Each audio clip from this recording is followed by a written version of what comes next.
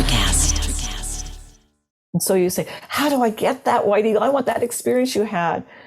Well, it's not about whether it's plant medicines or it's this meditation or it's that technique, or it is a preparation. We are preparing the ground, we're tilling the soil, we're tuning the instrument. And for that moment to unfold, that spiritually sensual moment to unfold. And it can unfold in all different environments. Like I said, people have it in lovemaking. But for us to pay attention, awakening is about paying attention, being awake to witness it. So we go, oh, there I am. And these exercises that we do and these meditations helps to strengthen the possibility only. It can't make it happen because it is already your essence. You can't make that happen. Welcome, beautiful souls, to season 2 of the Cosmic Love Antenna with your host, Harrison Ma. I invite you on a mystical voyage from the intellect to the soul, delving deep into the mysteries of love's spiritual essence and its unfolding. This podcast celebrates the peeling back of heart layers, revealing profound lessons, interviews with spiritual seekers, and practices to open your heart to love's infinite wisdom.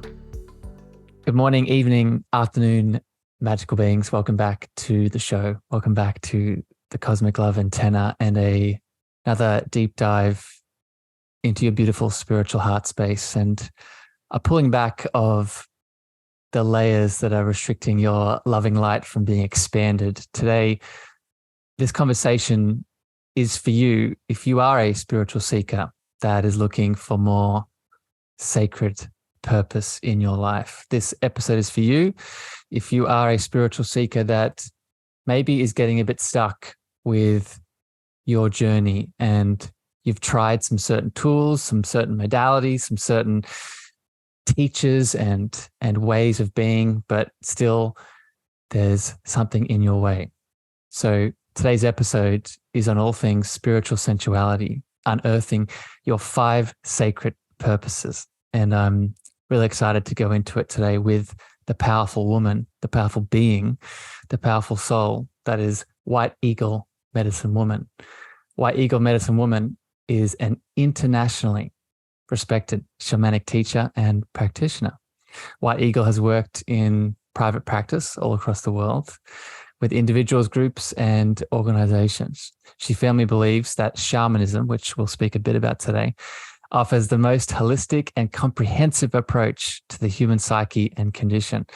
She specializes in how ancient elemental wisdom, teachings, methods, plant medicines, and initiation rites of indigenous people have practical, holistic tools for contemporary ailments of humanity. White Eagle, it's a pleasure to welcome you and have you here on the Cosmic Love Antenna. I just love hearing that word, the Cosmic Love Antenna. I'm ready. Put my antenna out.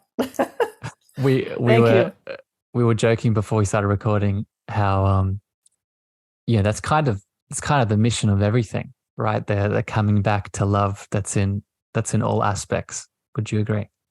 Yeah, and it's not about finding the truth, because that's who we are. It's just about getting rid of the lie that we've accumulated for lifetimes in our karmic soul. So it's about undoing and becoming more natural, becoming more of who you actually are as a being, the human being, not the human doing. So that's our journey. White Eagle, let's start there, because I want to get straight into this chat today, and my intention will be to weave a lot of the beautiful spiritual teachings that will be shared, and also ground into sort of practical tips and tools that people can take away from today's conversation. So let's start with that question in itself. I feel that many people listening to this show probably have the understanding that we do come into this world as human beings, but then get stuck in the doing of life. How do we start to unravel that? How do we start to come back to, as you said, the beingness that is there already?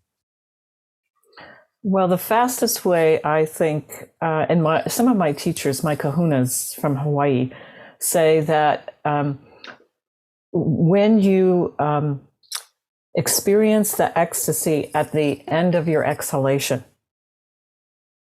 I love that. that is like the simplest instructions in the world, right? So I'm going to teach you a breath of aloha. It's a particular one, and it's just super simple, and it cures every ailment under the sun. And it's an adaptation of what they call the ha breath of aloha. But this was specifically given to us by the grandmothers for heart issues, for arrhythmia, for high blood pressure, for heat and hot sweats, and disconnection from the heart. Mm.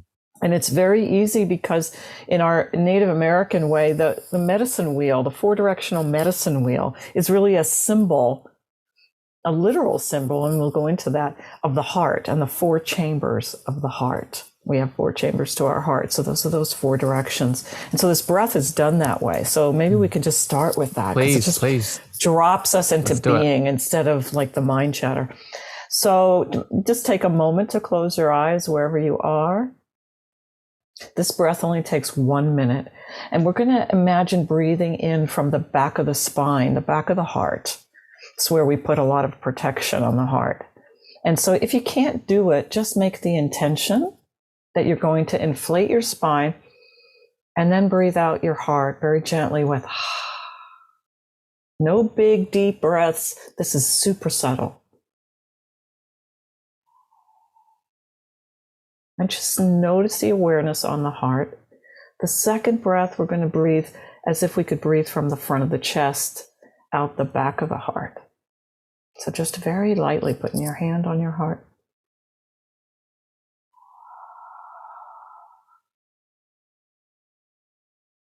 Next breath, we breathe in from the left side of the heart and out the right.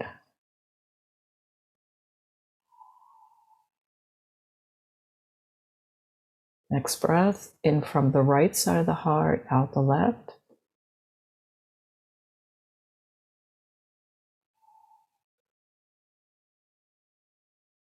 Remember, your intention is everything.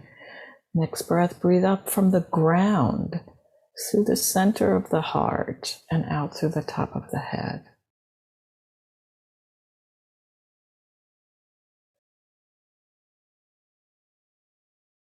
And then the final one from the top of the head all the way down through the center of the heart and out the feet. So we can end grounded to Mother Earth and her heartbeat.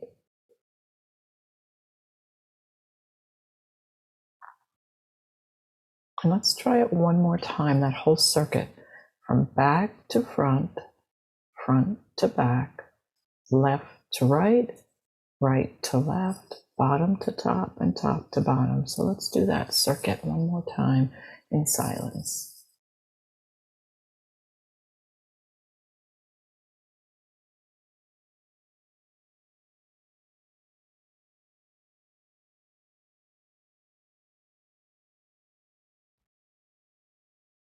And just on that final breath, on that exhalation, just pausing in that exhalation all the way out, the breath.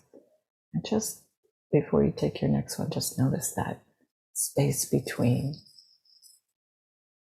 That's who you are. Between the in and out breath, between the beating of the heart, that's who you are. The comings and goings are just the weather. It's different when you get on a plane and it may be a rainy day, when you take off and then you pierce the clouds and the sky is always blue beyond. That's who you are, that empty sky. That's where we connect from today.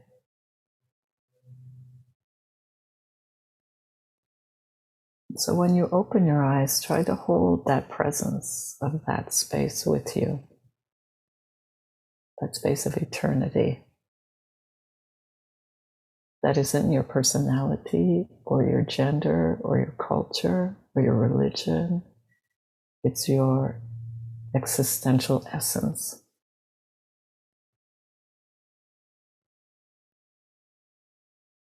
And so it is.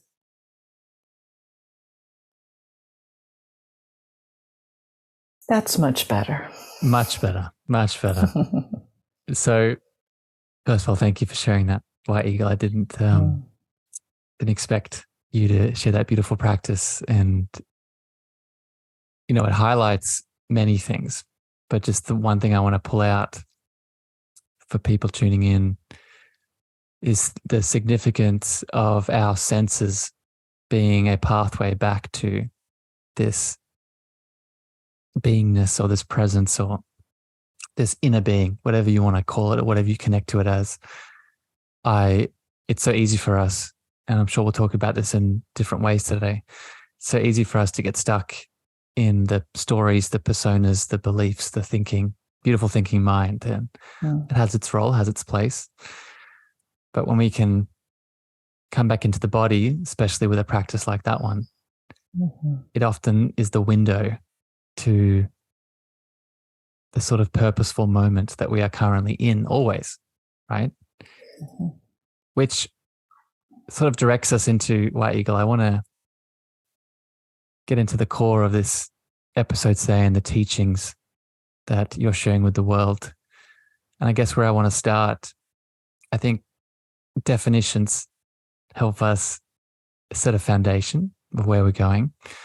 So I'm wondering if, in your words, if you could define for us what that beautiful name of your title of your program, the spiritual sensuality, what does that mean to you? How do you define spiritual sensuality?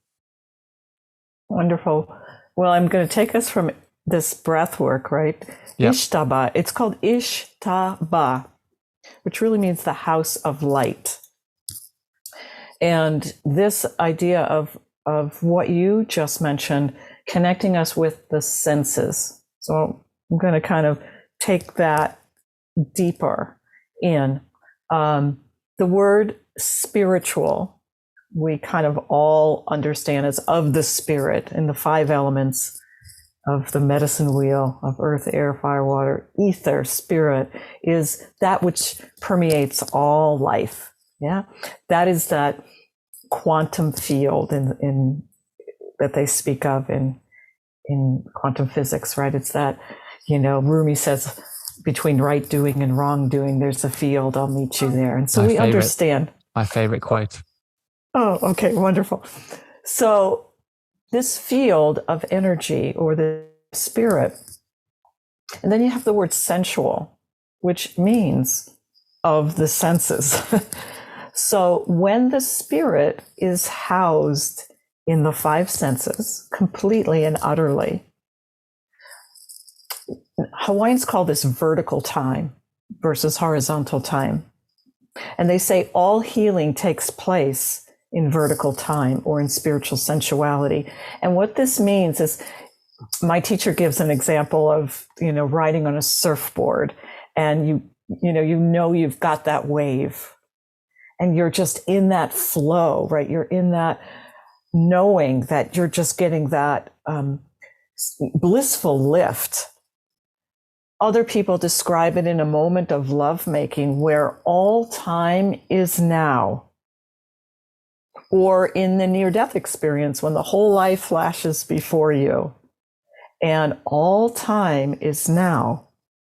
That feeling that you're connected. And I call those spiritually sensual moments. And that's what we're after, is paying attention to those spiritually sensual moments, because that's when we are fully human, fully spiritual, fully alive. And that's, I always say, people go, oh, the 5 sacred purposes. I'm so excited to learn about that because I want to be on my spiritual path and I want to be on purpose. And I say, there is no purpose. There is no purpose. And I'll give you a very deep dive of my understanding of that. What these 5 spiritual purposes are about is helping us to possibly enter the state of spiritual sensuality at all times. And this comes through a lot of shedding of what we believe we are, or what we believe we're supposed to be doing in life. And what is that unique one fingerprint that you are, essence of spirit in form that you are bringing through? What is that flavor? Nobody asks a rose what its purpose is, right? Nobody says, what is your purpose? Nobody says, what is your purpose to a rose? Because the rose is just exuding this beauty, exuding this swaying in the wind, this erotic smell, and it's enough. And there's a story that one of my teachers tells of Picasso, and he was painting in a park, and this guy walked up to him and started watching him paint. And he sat there for 2 hours watching him paint. And finally, he said, Picasso, what is the purpose of what you're painting? And Picasso said, well, I was hoping you could tell me, since you've been watching me for 2 hours. I figured you had some insight. He said, the story of the rose. Does the rose know its purpose? And he said, I just love painting. That is, so when we're being our true essence, whether it's art or music or whatever is just like exuding from us, that's our purposeless purpose. Because we are just being who we are in our essence. And this program is about discovering that through all different kinds of exercises, of shedding all the personality to what my teacher often calls the individuality, your uniqueness, just your essence, and how you can unfold. And, this idea of the title of this, which is the divine feminine, I want to address that, and unearthing your true purpose, is the tagline of spiritual sensuality. Why? Because the feminine is the inner of us. It is the listener. It is the receiver. And so we have to go inward. There's no answers on the outside. It's all inward. And so we say, and the divine feminine, unearthing it, like bringing it up from the ground, level, to discover these 5 aspects of self. That is your unique essence. And you can't be off of it. Let me jump in there for a second, because I want to go into those 5 areas, because I think that'll be a beautiful space to go. But I want to pose you a question here that's coming up, and it's my spirit speaking in my ear. You've mentioned these layers that we pull back a couple of times, these things that we are shedding. And I would love to ask you, what are some examples of these things that we shed? Because I've noticed in my journey, the beautiful awareness of them in itself can be a space in which we connect back to this beingness, right? Just one of my favorite quotes around awareness is, the act of observation is an act of creation into itself. So if we get really specific around, what are some of these layers? What are some of these things that we pull back? I think that can really help people tuning in. So in your experience, what are some examples of maybe some of your layers that you've pulled back to illuminate your beautiful inner light? Oh my goodness. So in like a quickie, where our essence is going like base metal into gold, ego into soul. Transforming our ego into soul. What does that mean? And then from soul, because the soul carries, it's like a vehicle, and it carries karmic history for a lifetime. So it's not just our childhood or our past lives. It's an Akashic record that goes through time. And then we have the collective consciousness that we live in. So we have to go from ego to soul, from soul to spirit. So it's a journey that we have to decide to be initiated in. And it's never comfortable. That's key. It's never comfortable. That's key. So let's get on to that. If you're uncomfortable, you're usually doing it that right. work. Yeah. You're well, because that in itself, whatever that ego is the suffering. So our identification with it, and I would be willing to tell you a very deep personal story that's going on in my life right now. Please, ma'am. To bring that home. I've been on a spiritual path my whole life, quote unquote, my spiritual path, whatever that means, a spiritual teacher in alternative stuff my entire life. I didn't work any mainstream job ever. So, you would think, oh, well, she's on her path, this kind of thing. And I was raised in a very, a mixed blood. I have a lot of bloods in me, Native American, Turkish, Irish, English. And I was brought up very Irish, German, Catholic. And that just explains everything, right? We don't even have to even explain that one. The history of that in itself. The history of that karma. And I was raised with a lot of goal orientation, doing. I would consider myself a type A personality. I knew my purpose as a child. I've been always on this trajectory. And I've birthed all sorts of things, programs, grandmother drum touring 20 countries, an international nonprofit organization that travels in 20 countries. And always felt that I was on my purpose. I'm a channel, I'm a trance medium. I work for a council on the other side. I get instructions, I follow them, and life is good according to that. Just 20 months ago, my only daughter passed into the spirit world. It shattered me so deeply. I have been a death doula for a number of years. I crossed over my mother, my father, my best friend, everyone, and very lovingly so, was very at home, I felt, with death being the greatest fiction. And this hit me so hard that all the things that I thought were important in my life were meaningless. None of my work and what I'm here to, quote, do for the world as my service meant a shred of anything. And it was so deeply confusing for a person that has been teaching this program, helping people find their purpose, all this kind of stuff, and to be purposeless, to be everything to be meaningless. And this was not like a couple of days. This was the darkest night that I had ever experienced for a full year.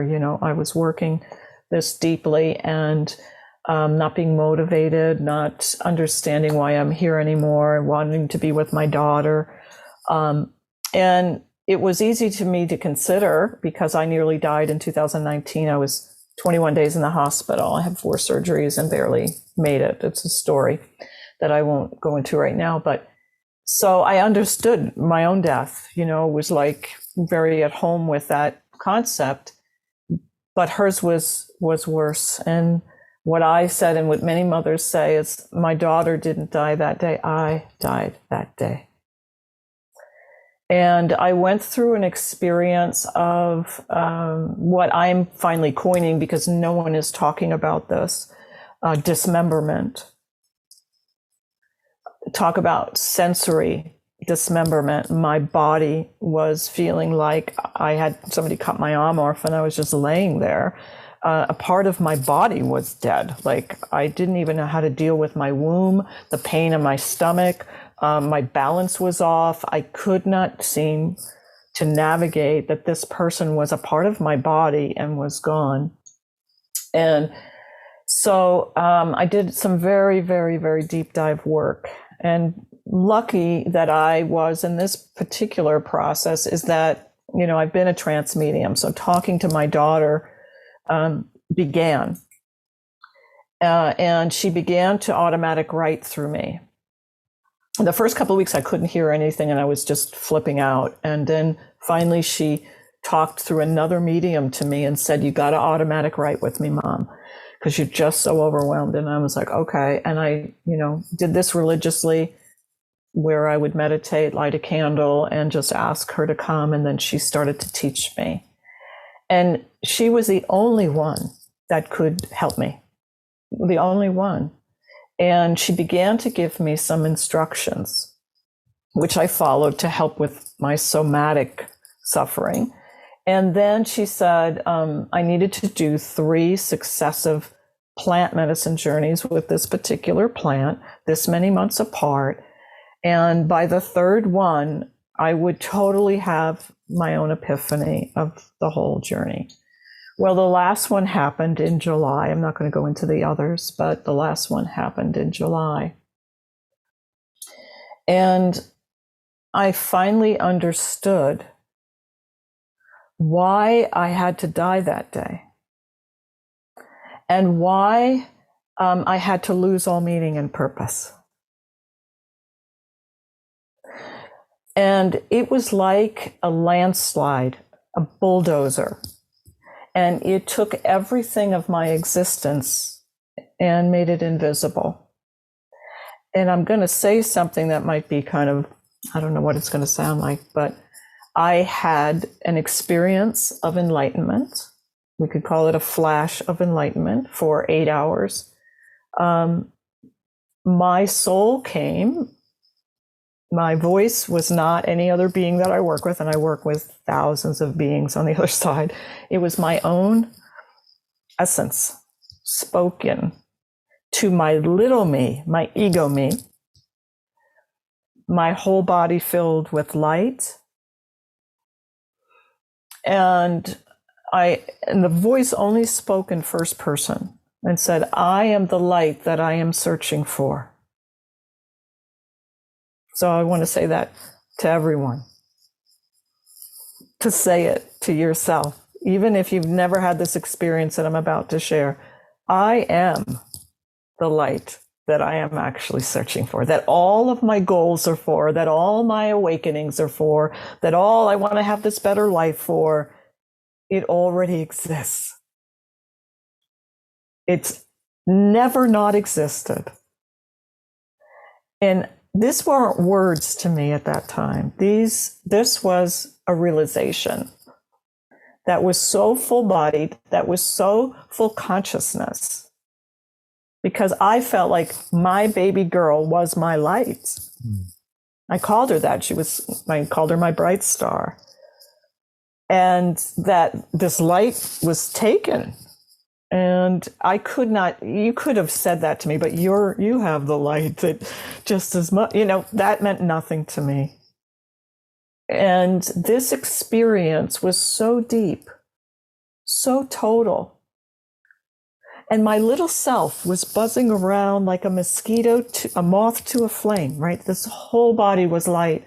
And this voice was, I am, and I was like, but what about my spiritual journey? Like, what about all the journey I've made? And it was like, if you're on a journey, the voice said, if you're on a journey, you've already left. Yeah. Why, Eagle, I can't help but not add into this.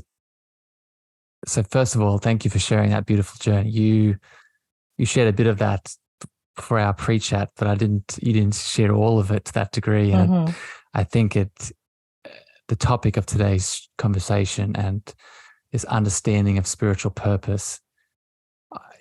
I wrote a post this morning before this conversation around being here now in this moment. The answers lie, right? Everything is within you. And it's such a spiritual cliche thing to say. Like, I agree with you. We could hear it from a 3D form and say, okay, I understand that, but what does that actually mean? Until we have an embodied journey like you beautifully had, right? And it highlights a couple things, but I'll say this, and then I want to ask you a question here. It highlights that deep, deep pain that we're going through. It's always bringing us something, but it's often us that's in the way from seeing what that message is. right? A piece of us. So I guess my question for you, White Eagle, here is, how does this now tie into maybe some of the ceremonies or rituals, or, you know, the different lenses that you look at spiritual purpose through within the beautiful work that you're offering? Well, first off, I had to get rid of purpose altogether and meaning. Speak about that. And that, what the voice said, you know, and the command, it was more than a voice, it was an experience. I'm just doing it because it's easier to say what the voice said, but is that all your meaning and purpose is all goal orientated to the future. When you are already what you're looking for, you're going on a journey to something you already are. And in America, of course, we had this movie when I was growing up of The Wizard of Oz. And of course, she goes on this mythical journey of the 4 elements. All those beings represented each aspect of herself, of soul retrieval, until she gets to the wizard. And then she finds out, you know, that he's a fake behind the curtain, and said, you had the power all along inside of you. You just needed to, you know, realize it. And the difference between purpose, as we understand it, I would say this is a purposeless journey, this course to your essence. But we call it the purpose because it makes sense to people. But the idea of purpose is to set it into the future. And it also really binds with Christianity, Buddhism. Everything that we've learned is, here's my answer to your other question now, tying even deeper. The number one thing that we think collectively that is as far away as possible of I am the light is that we're not good enough. We are born with it. It's a collective, and we have religious beliefs, and all of us included that are on a spiritual path. It doesn't matter if you were born in Christianity or Buddhism. We think about reincarnation. We think we're going to come back if we didn't get it. We're going to have to go through it again. We failed the test. People say to me, I'm coming to you because I want to know if I'm on my purpose, you know, as if they are passing a test. Yeah. And they'll be marked wrong or right.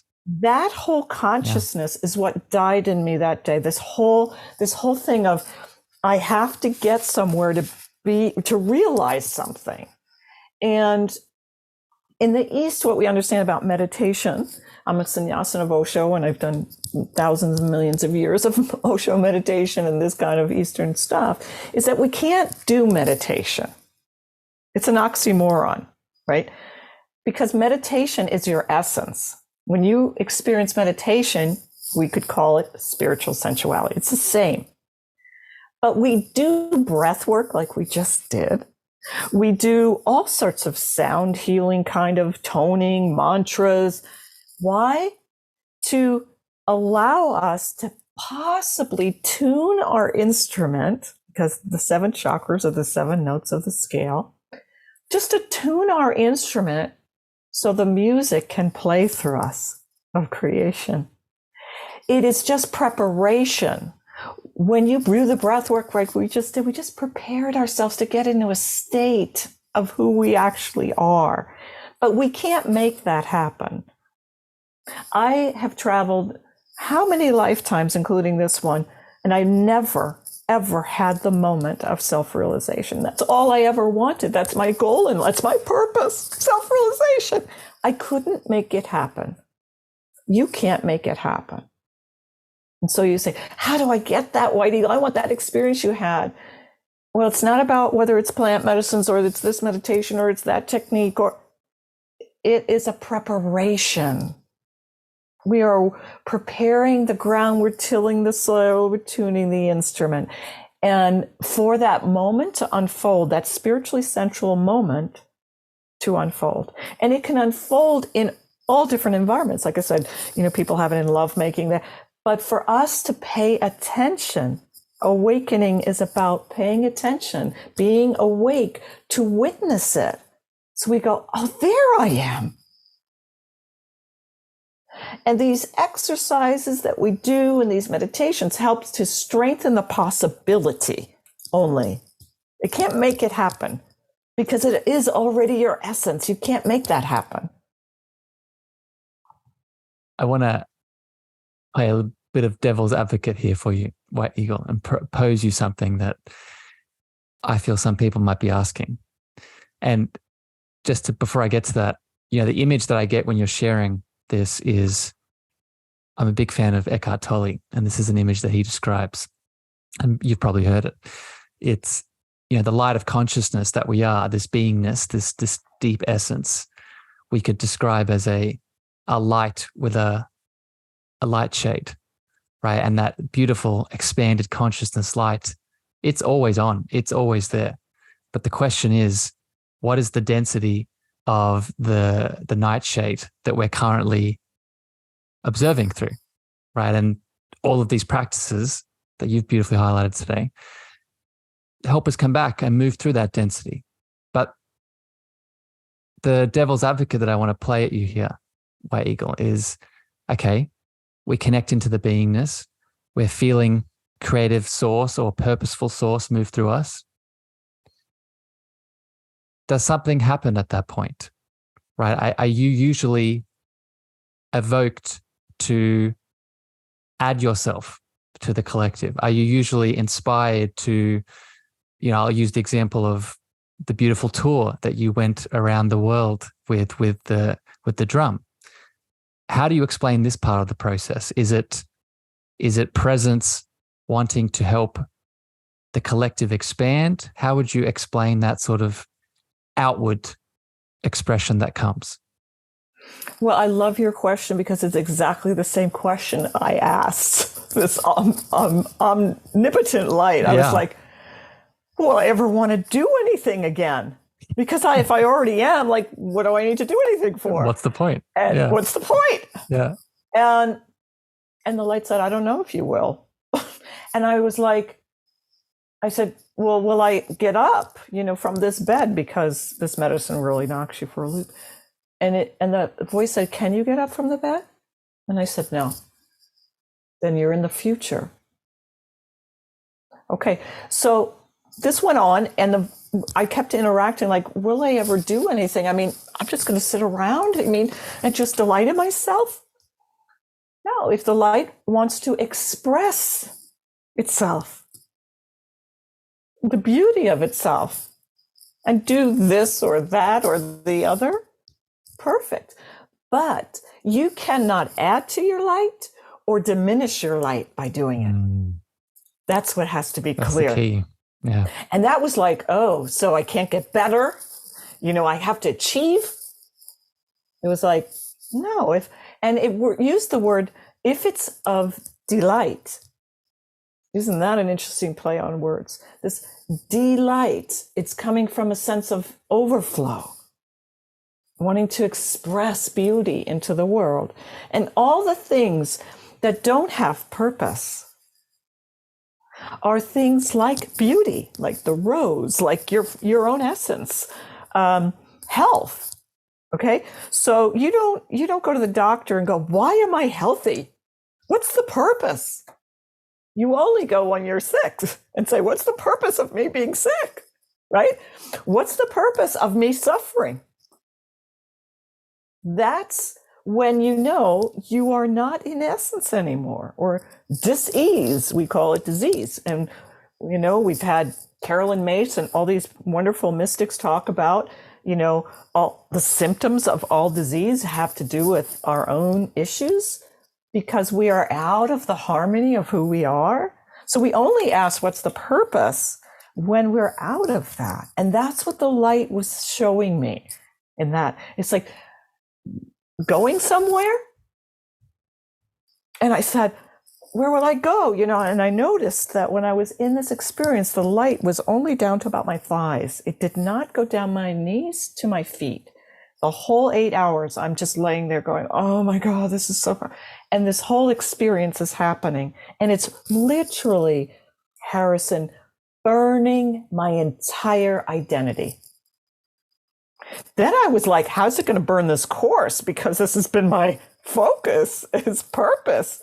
It burned it all to the ground. But what I understood as this unfoldment, because I was asking myself, who am I from that day? Who am I now? What is true? If all of that is false, going around the world thinking I was helping others, if it's all false, who am I now? And what will I be doing? I just laid there for a couple of days going, I'm going to go do that, and then I was like, what's wanting me to do that? And checking in with my agenda. And I realized that a lot of my expression of my work in the world, quote unquote, was joyful. Was joyful. It was like, I want to do that. That's fun. And other times I think, oh, that's good for the foundation, or I'm going to market that, or whatever that other garbage is. And I'm like, all that needs to be removed. Had a board meeting with our foundation, and I was like, everybody's like, oh, really? We don't know this person.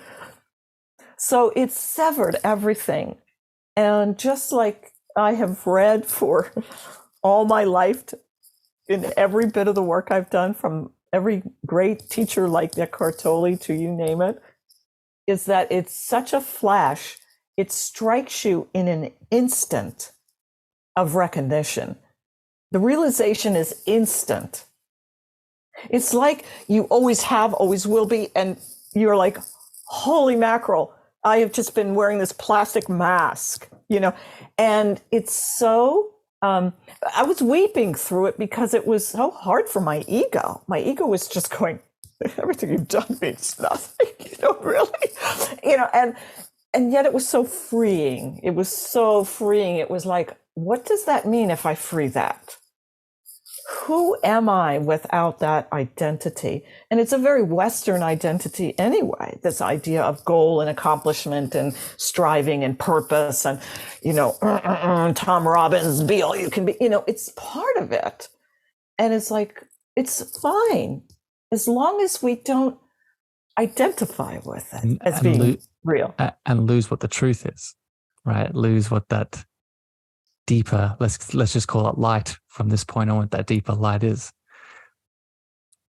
White Eagle, there's so many beautiful little tangents we can go off on here, but I want to, I want to come back to the beautiful outline of this program today, and I guess wrap everything into the question of these 5 purposes, right? These 5 sacred purposes. So let me ask you, and I just want to point out the beautiful Sharon in the Facebook community. Sharon sends you the message, White Eagle. Thank you for sharing your beautiful story around the daughter and everything that came up. It hit her heart. The question I want to ask you, to come back to your beautiful program and experience that you'll be helping people with, can you delineate the difference between the 5 different purposes, right? So we have the soul purpose, the life purpose, the work purpose. Based on everything we've shared thus far, what is the distinction here for people to understand? Well, first of all, the distinction, I want to just say thank you to that woman. And I also want to let people know that I'm like struck by lightning and I'm still grieving. Yeah.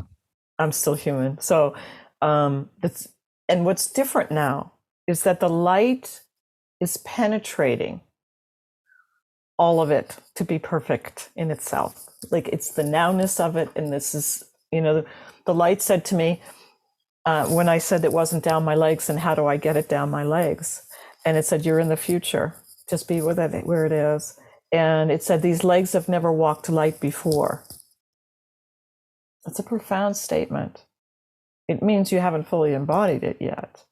And, I'm like always on the goal, right? Give me something I need to do, and it was like, stop.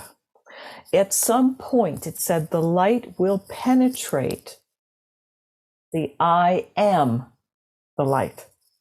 It'll penetrate those 2 words, or the myself.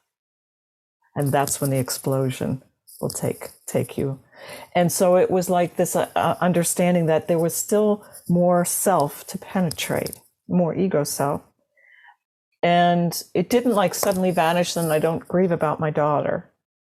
It didn't vanish everything, but it brought me my core to look through that lens of everything. And so what I do now, when both of those experiences happen at the same time, my grief and my knowledge, because the line just comes back, I am the light I'm searching for. It just comes back over and over.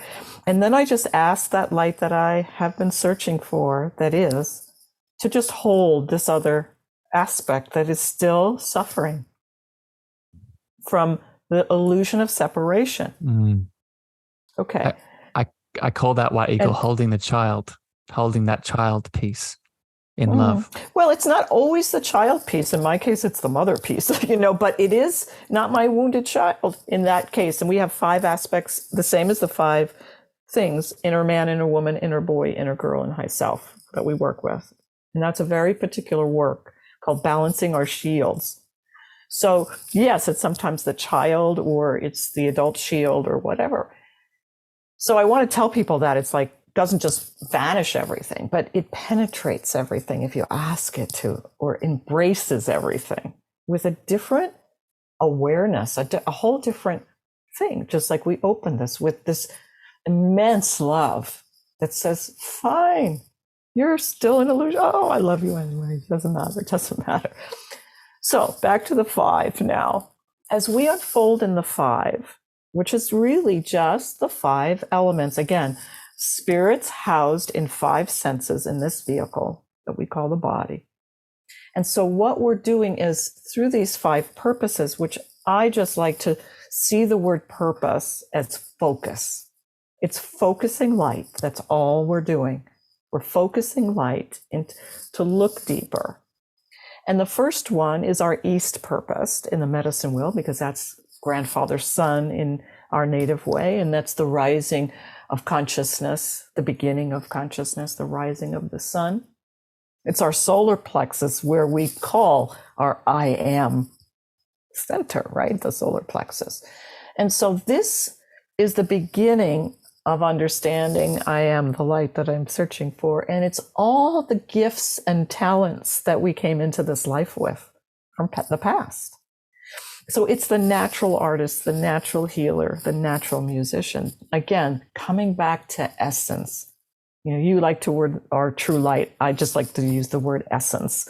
And so that purpose is to shine the light, focus the light, and uncovering and unearthing all of those natural things. And one of those exercises can simply be going into the time when we're 7 years old, what we were passionate, or what just, made our lives. What was the spark? What was the spark? What was the spark? Yeah. So there's many ways in spiritual sensuality, the program, through automatic writing and journaling, walks in nature.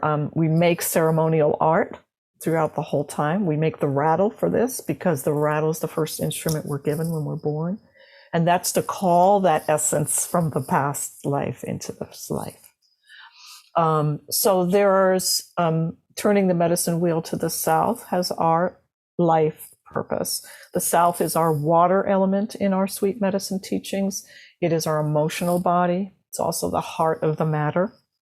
So the heart of the matter to our people is the giveaway. So this is what I'm here to give or teach others this lifetime. Like what's my gift to teach and to offer of that light? White Eagle, would you connect that gift that we're offering? Because I want to connect this back to what we were just speaking about a second ago. That comes up after we've reawakened and reconnected back to that presence. Would that be a characteristic, the essence? Would that be a characteristic of the outpouring, the outspilling of love? Yes. And just looking from the East, right? We kind of capture those natural things, and then we want to give it away. It's just like the flower. It doesn't go, hey, come by, I smell, right? It's just there, exuding its juiciness. And you come by, and that's ours. It's not like we have to give some, it's our essence, it's our fragrance. So that's our giveaway. Like Native people don't say, what do you do for a living? They say, what's your giveaway? Love it. And their giveaway is encased in your indigenous name. Like my name is White Eagle Medicine Woman. So I have White Eagle medicine. That's my giveaway. That's what I'm here to offer. In the Mayan count, it's almost the same. Mine is White Crystal Wind. It's the giveaway. It's the channel of the word. I mean, that's what I do. I channel the word and helping people to understand the journey. So the natural thing that just wants to flow through you is the life purpose. The work purpose, which is our West teaching, rising sun in the East, Mother Earth in the West, the sun and earth.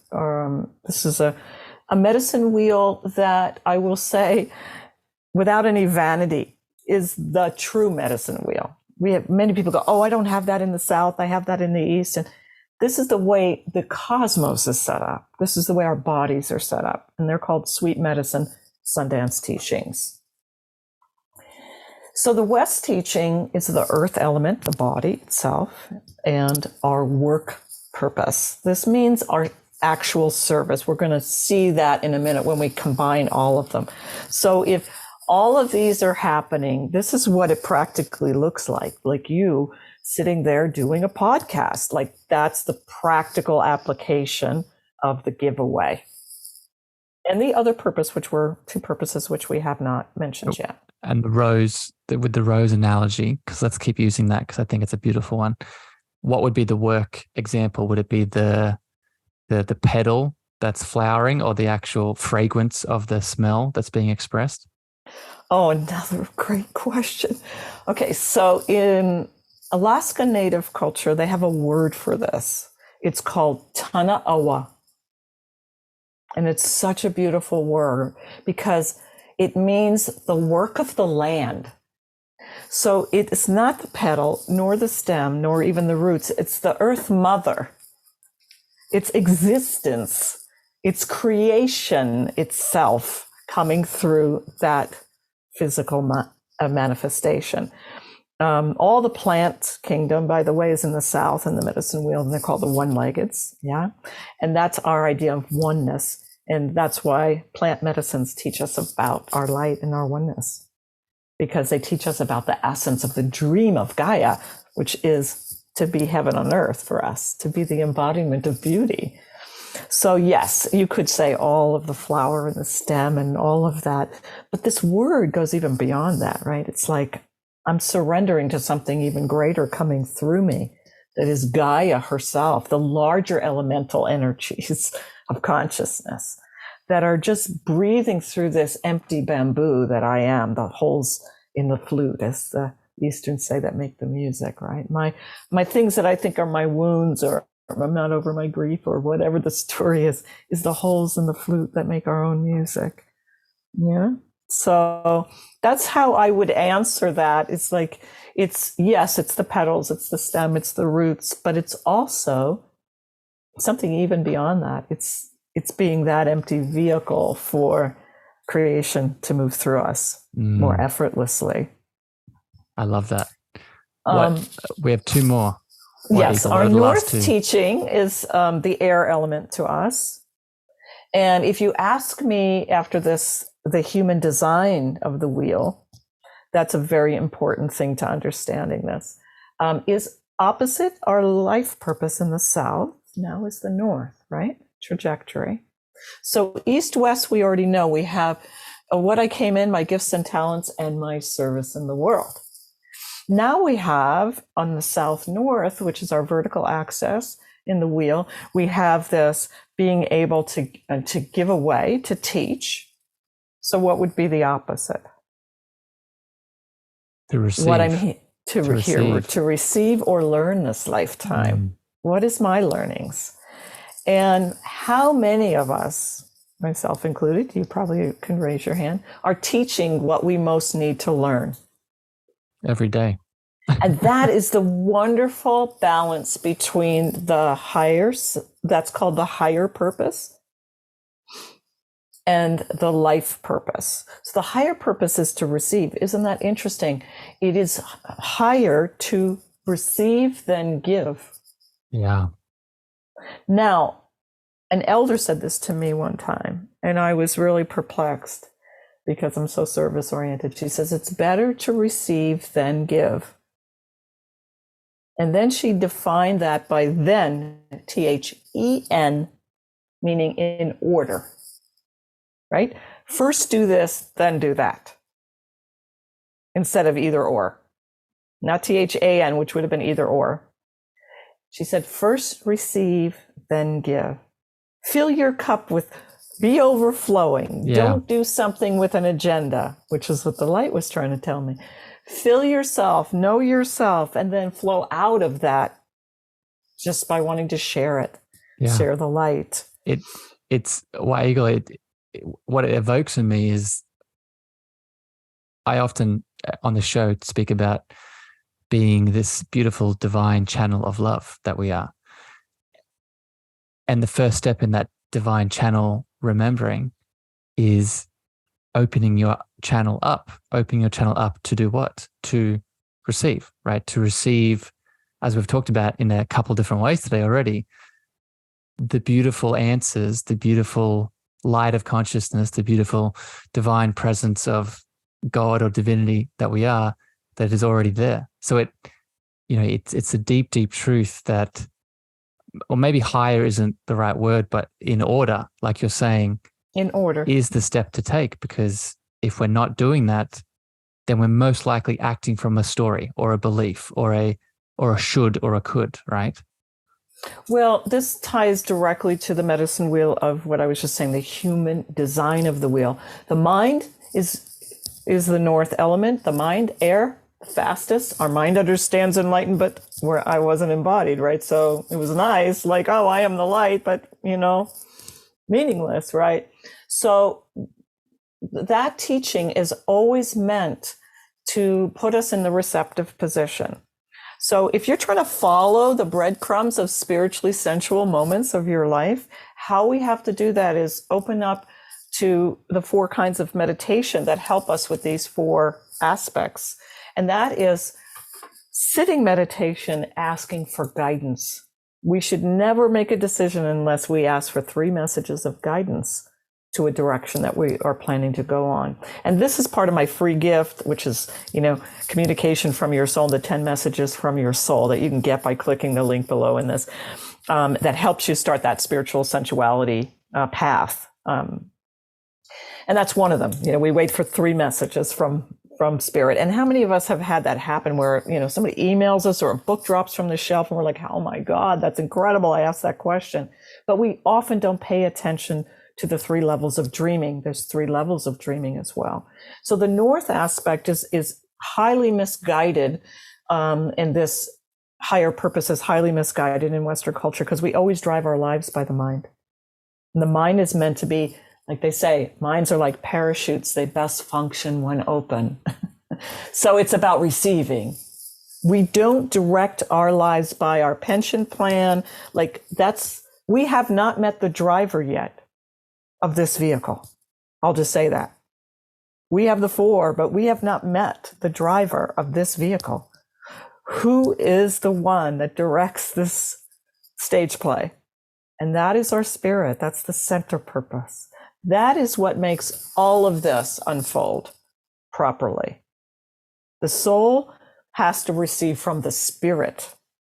And so the spirit or the light or the essence or God, goddess, oversoul, higher self, whatever, has to be the one in ignition of the dream of being in this planet. That is who has decided to embody into form. So the spiritual purpose, you could say, is the most important, but they're all important to our discovery of ourselves. And this is what we're here to transform this lifetime. Trans the form or embody. And this one takes some reflection on one's life to understand, why did you really come here? What did you come here to demonstrate? What did you come here to transform? What did you come here to embody? And mine happened to be, lo and behold, to learn that death is the greatest fiction, that there is no death. Okay, that has been something that came to me many, many years ago. And what happened in my life is tragic, tragic death. Okay, so that I could, because I was identified with this as a truth, and if I was going to embody, I mean, we all go, yeah, there's no death. Yeah, and then just watch the person you most love die in your arms. Like, see if that really works for you. And I had worked on this for years. The last one I had before my daughter was my best friend of 40 years. Amazing spiritual woman, like started the first massage school in the state of Alaska, was just a meditator every day of her life. And so when she passed, it was the most glorious moment for me because I felt like I finally got it. Like I got it. I was there holding her and I was like, she just went like you just drop, like I just dropped this, like, okay, that's it. The body was dropped like that. And I started lecturing on Death, the Greatest Fiction. I was like, I've realized it. And a year later, I would be taken to the ground to see if that was really true. And I feel that whatever our spiritual purpose is, it has to break us out of an egg of our ego that is so programmed. And I swore, I've been working on myself for so many years that I had peeled away this and that and incest and everything I've had to do in my life. And I thought, I got it, after, like, I think this is it. I think I'm blissing out. And then I was so identified with that death to take myself out. No, I wouldn't have done that to myself, but I didn't want to really live. And that has never been true for me ever in my life. So it was so humbling. And it went in there like, a root canal. Like getting a deep spiritual root canal. And would I have ever wanted this initiation? Never. Never in a million years would I have wanted this initiation.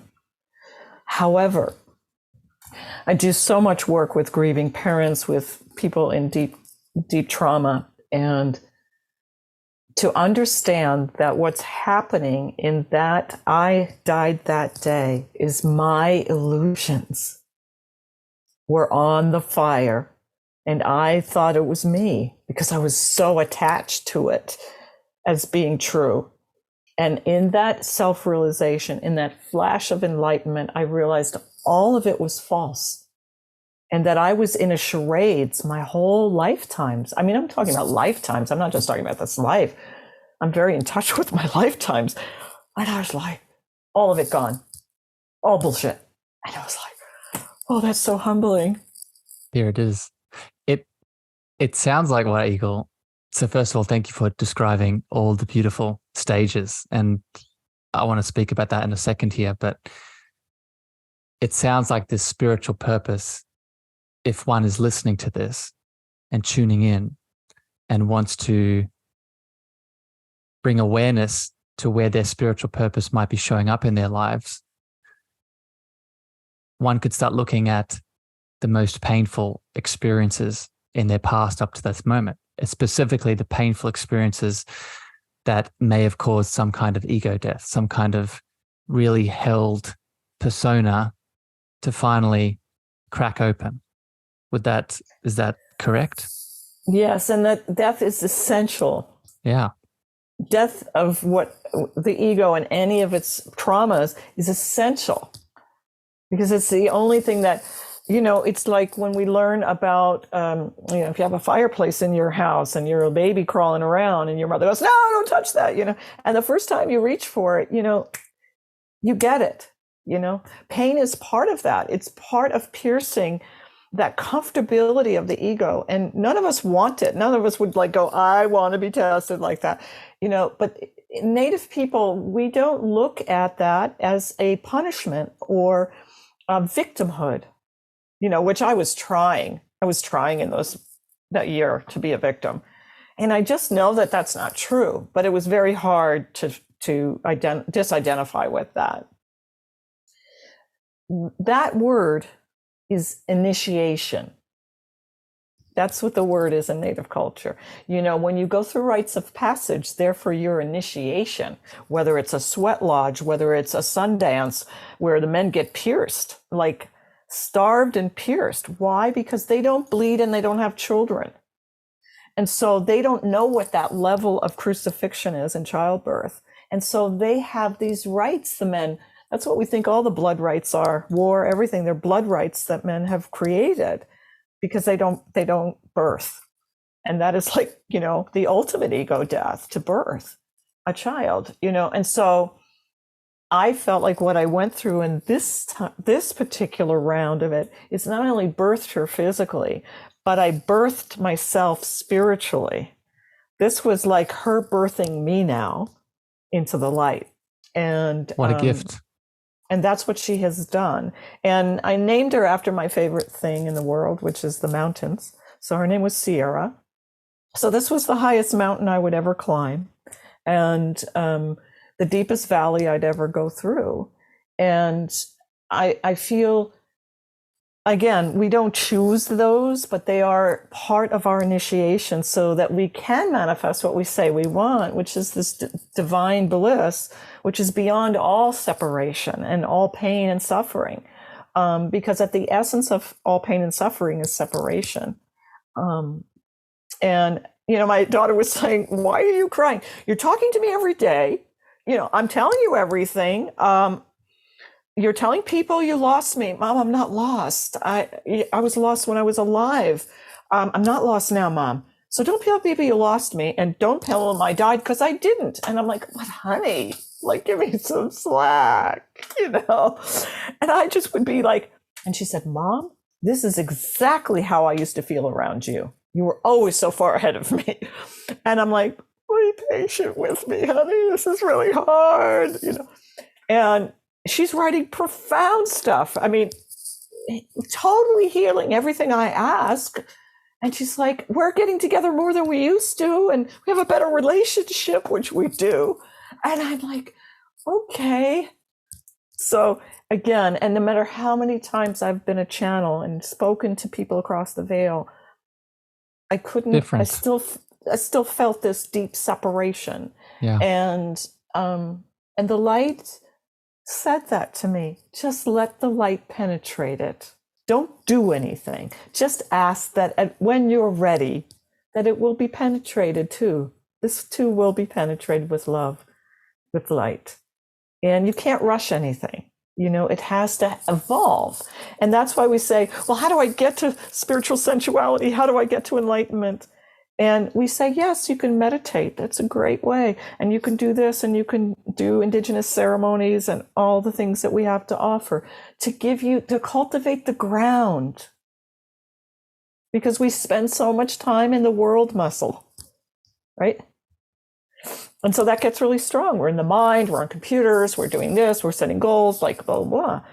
And if we want to know our essence, we have to devote time to being in a state that will breathe through everything. Eventually, that technique drops.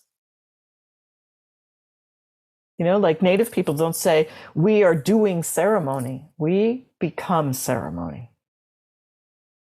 Right? We go from doing it to becoming it. But sometimes you got to do the little exercise to kind of, fake it till you make it. And when we go out and we do a big ceremony for the healing waters, we do the river, and we go out to the river and do these songs. When is the day that you open the faucet and start singing? In the bathtub. Your life becomes prayer. And prayer, the highest prayer, is always gratitude for what is. Grandmothers call it the G spot. A beautiful kind. White Eagle, I could, there's a beautiful comment coming through the chat. Sharon says, this is so comforting. Harrison and White Eagle. Thank you. And I cannot agree more with what Sharon's saying. It's all of your words are beautiful, but the presence and the frequency and the light coming through and from behind them, I could receive and be here all day. But we do not have all day, unfortunately. And I would like to give you a bit of space here, White Eagle, before my last question. I do have one more question, but before that last question, if people tuning in, either live or on the podcast, when they listen to it, want to go a bit deeper into what we've talked about today in regards to this spiritual sensuality and the 5 sacred purposes, I know I'm going to put your free gift in the show notes so people can click on that and get the free gift. But where do you want to direct people to find out more about this beautiful gift and flower that you're sharing with the world? Well, first off, I'll say, make sure you tune in, and it's your guidance, and I'm the right person. And it's there should be a link there to Spiritual Sensuality. The online program launches October 13th, Friday the 13th. And it will have 8 weeks of a playbook, ceremonial arts that we're doing online live with me, all sorts of journey work that you can do. And this, again, is just uncovering you. It's uncovering you and your essence. And, if I was to say one thing to help you access it, is what was told to me by the light. And it was a double meaning, because I was using the Sacred Mushroom Mother, and it was golden teachers. And the light said to me, silence is the golden teacher. So you want to access who you are. It's not in the chatter. It's in the silence.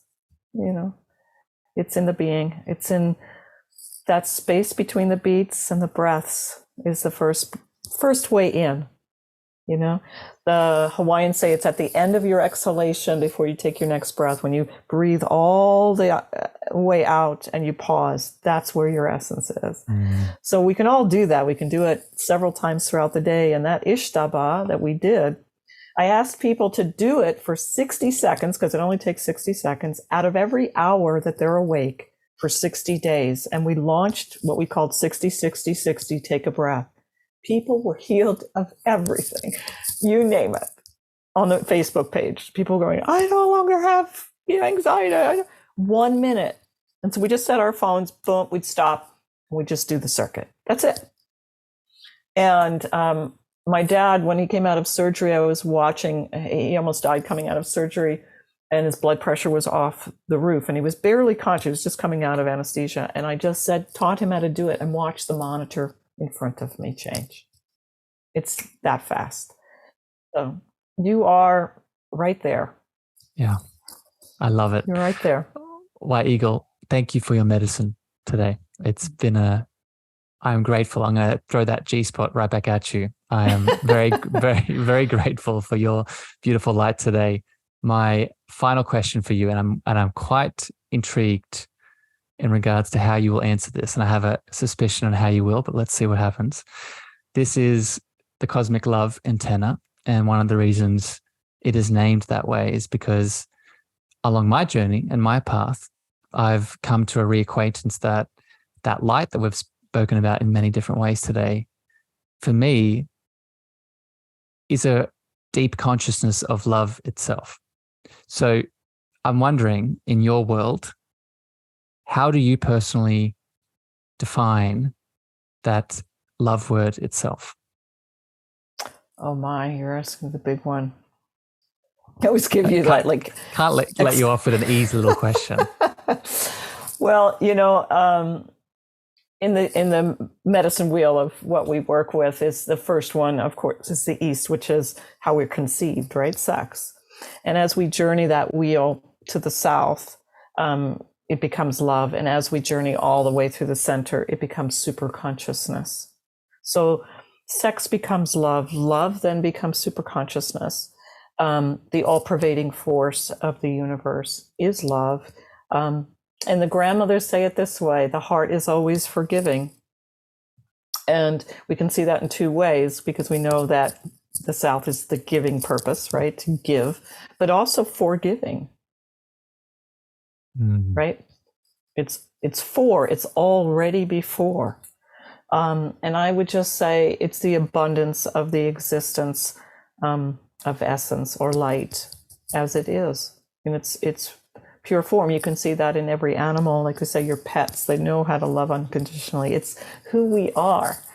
It's already who we are. And I would say it's interchangeable with essence or pure light of consciousness. And it's pure light of consciousness that has been embodied. I think that's the little asterisk right at the end. Yeah, there, just right? a little parenthesis. Yeah. Embodied love. White Eagle, thank you for your time today. Thank you for your love. Thank you for your light. It's been a beautiful pleasure to dance and receive from you today. A lot of the beautiful people in the Facebook group sending their love to. Thank you, Rhonda, Sharon, everyone that's popped in today to receive and to listen. If this episode hits your heart today, if the beautiful guidance from White Eagle really expanded you, please share this out with a friend, a family member, a lover that you think it can help. But regardless, both White Eagle and I send you so much love, so much light. And until next time here on the show, we'll see you again very soon. Bye, everyone. Thank you for listening to the Cosmic Love Antenna with me, your host, Harrison. If you gained value or this episode hit your heart, please remember to share this out with a friend, a family member, or a lover. You can also leave your love over on Apple reviews and Spotify star feedback, and this helps me spread my frequency to more souls in need. Finally, if you want to connect with me deeper, want to reach out, interested in coaching, please follow me on Facebook, Instagram, TikTok, and LinkedIn at Harrison Mar, Mar spelled Meagher. Sending you so much love.